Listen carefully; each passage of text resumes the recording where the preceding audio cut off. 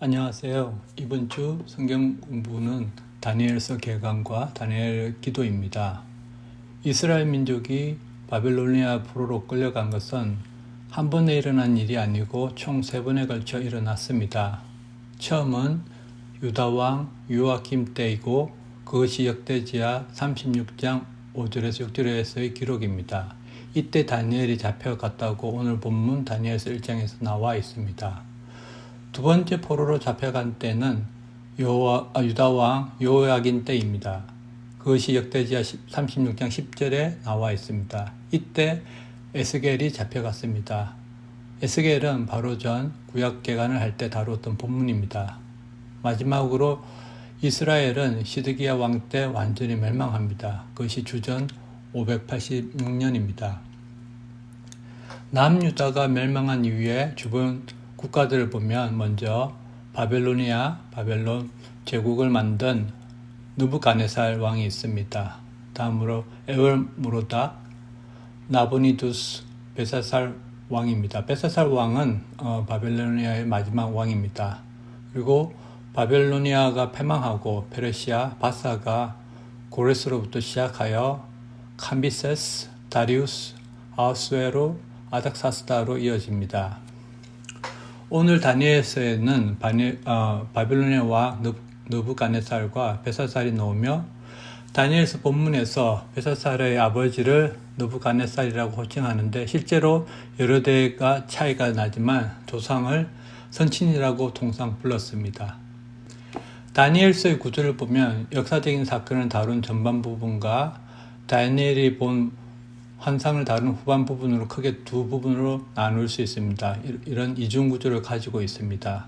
그래서 현대 성경 기반이 된 70인역은 다니엘서를 예언서로 분류하고 있고 반면에 히브리 성경에서는 시편과 잠언이 포함되어 있는 성문서로 이 다니엘서를 분류하고 있습니다. 구체적으로 다니엘서를 세분화하여 살펴보면 1장 느부갓네살 원년으로 표현되어 있는 1장은 역사적인 배경을 나타내고 그리고 2장에서 6장을 두 번째 부분으로 다니엘의 세 친구와 느부갓네살의 꿈을 다루고 있습니다.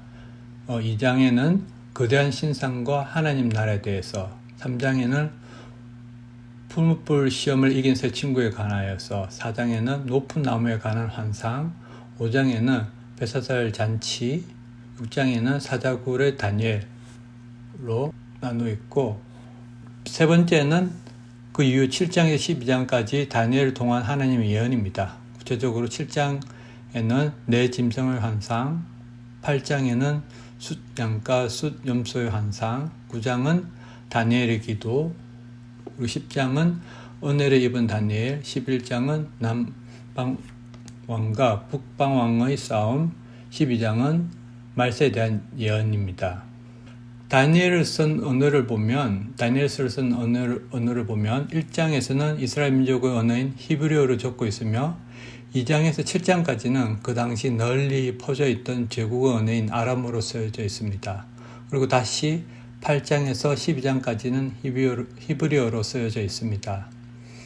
다니엘이 본 환상을 중심으로 한 후반 부분을 이스라엘 민족 언어로 친근감 있게 사용하면서 이스라엘 민족의 장래와 마지막 때를 예언함으로써 포로 시대를 살아가는 유대인들에게 위로와 격려가 되었을 것 같습니다. 또한 다니엘서의 내용적인 면에서 살펴보면 다니엘서 1장에 다니엘과 세 친구 이야기, 3장에 풀무불 시험 이야기, 6장에 사자굴 사건을 통해 다니엘과 세 친구들이 핍박에도 불구하고 순종했던 이야기는 당시 핍박받던 이스라엘 백성에게 소망을 주었을 것이라 생각되어집니다. 그리고 이스라엘 민족이 고통당하는 이유를 다니엘서 4장의 느부갓네살의 교만과 5장의 벨사살의 교만으로 상징되는 세상의 왕국들이 하나님을 거역하였기 때문이라고 묘사하고 있습니다. 그래서 결국에는 다니엘서 2장의 거대한 신상 환상과 7장의 내 짐승 환상을 통해 하나님 백성에게 인내하며 하나님 나라가 임하고 세상에서 고통받는 백성을 해방시켜 줄 때까지 인내하고 기다리라는 그런 권면을 하고 있습니다. 그래서 다니엘서 후반부 8장 이후 후반 부분에는 다니엘이 본 환상을 통하여서 하나님께서 임하시고 행하실 것들을 환상으로 말씀하고 계십니다. 다니엘은 우리가 모두 잘 알고 있듯이 기도의 사람이었습니다. 때를 정하여 기도를 하였고 결심하며 기도를 하였습니다. 특별히 다니엘서 9장은 다니엘이 어떻게 기도했는지, 무엇을 위해 기도했는지, 어떤 자세로 기도했는지를 잘 나타내고 있습니다. 이를 통해 우리의 기도가 어떠해야 하는지, 우리의 기도 제목이 무엇이 되어야 하는지를 잘 알려주고 있습니다. 9장 3절에 응답을 들으려고 나는 금식을 하면서 벼옷을 걸치고 죄를 깔고 앉아서 하나님께 기도를 드리면서 간구하였다 라고 나와 있습니다. 다니엘은 응답을 들으려고 간구하였습니다. 개역개정에는 결심했다라고 표현하고 있습니다. 즉 기도하기를 위해 결심이 필요하다는 것을 알 수 있습니다. 그렇게 기도하기 위해 다니엘은 금식을 했다고 합니다. 금식은 생명을 걸고 인간의 기본적인 의식주의 본성을 거슬리는 방식입니다. 그래서 다니엘은 그런 기도를 위해 결심하고 금식하였습니다. 그리고 또 다니엘은 이스라엘 민족이 기도하던 습관과 방식대로 벼옷을 입고 죄를 깔고 기도하였습니다. 4절 후반절에 보시면 다니엘이 무엇을 위해 기도했는지 알 수 있습니다. 첫 번째 기도의 내용이 위대하시고 두려우신 주 하나님, 하나님을 사랑하며 하나님의 계명을 지키는 사람에게 언약과 인자를 베푸시는 하나님라고 나와 있습니다. 다니엘의 기도 속에 하나님에 대한 절대적인 인식이 있었습니다. 즉 위대하시고 두려우신 하나님. 우리의 모든 기도의 시작은 하나님이 어떤 분인지 아는 것이었습니다. 하나님은 위대하시며 두려우신 하나님이셨습니다. 다니엘은 그런 하나님을 분명히 깨달았고 또 그것이 그의 기도의 시작이었습니다. 우리가 이런 하나님을 명확히 알고 또 깨닫는다면 우리의 기도의 많은 부분들은 변화가 있을 것입니다. 그리고 다니엘은 분명히 하나님의 다른 모습도 분명히 알고 있었습니다. 본문에 하나님을 사랑하며 하나님의 계명을 지키는 사람들에게 언약과 인자를 베푸시는 하나님, 즉 하나님은 사랑의 하나님이시며 또 그것이 하나님의 속성임을 다니엘은 알고 있었습니다.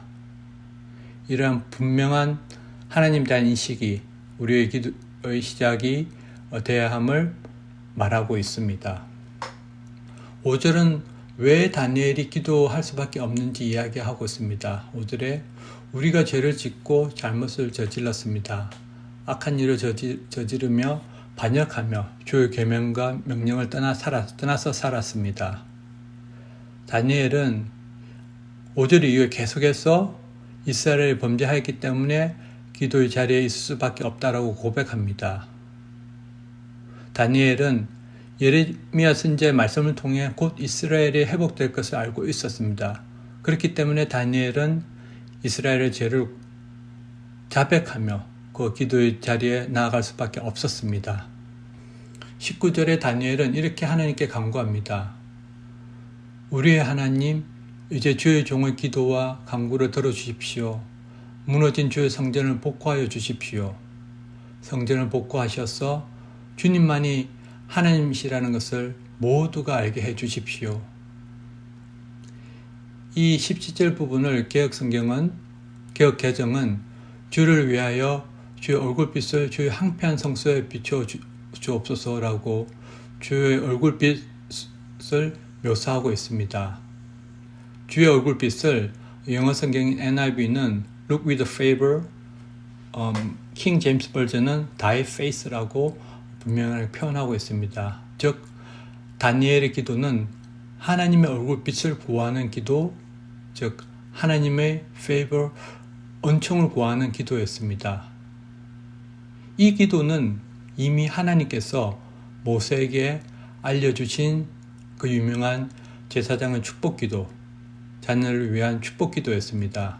민수기 6장 24절에서 26절 개역개정에 보시면 여호와는 내게 복을 주시고 너를 지키시기를 원하며 여호와는 그의 얼굴을 내게 비추사 은혜 베푸시기를 원하며 여호와는 그 얼굴을 내게로 향하여 드사 평강 주시기를 원하노라 라고 하나님은 모세에게 그 자녀들을 위한 기도를 알려주셨고, 그 기도를 다니엘은 알고 있었고 하나님께 이렇게 하나님의 얼굴 비추고 하는 기도를 하고 있었습니다.